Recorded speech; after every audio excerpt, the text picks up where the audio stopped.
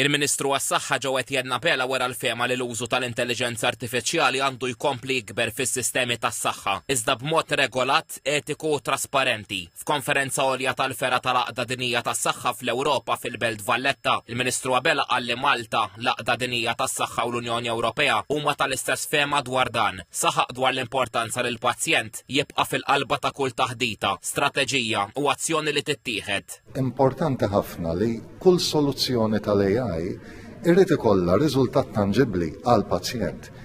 Inut li ninvestu fit-teknoloġija u fit-digital solutions jekk il-pazjent mhux ħajibbenefika.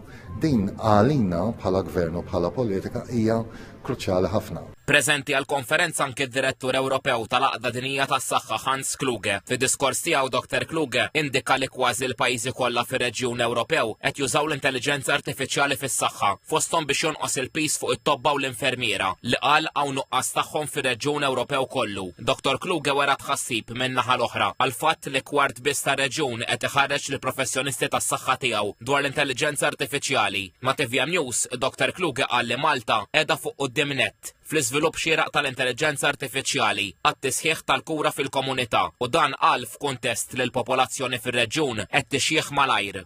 Malta here is leading the way.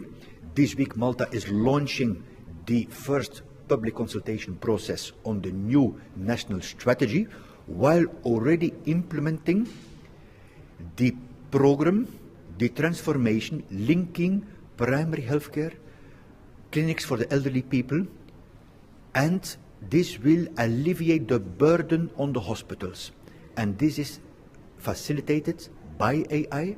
Indirizza l-konferenza anke d-direttur fid-Direttorat Ġenerali għas-Saħħa u Sigurtà tal-Ikel fil-Kummissjoni Ewropea Marco Marsella li wkoll saħaq dwar l-importanza fl-użu responsabbli tal-intelligenza artifiċjali sejħilha bħala mezz li tilqa' l-mart aħjar u li tgħin lil ħaddiema tas-saħħa biex jaħdmu b'mod aktar sigur u effiċjenti.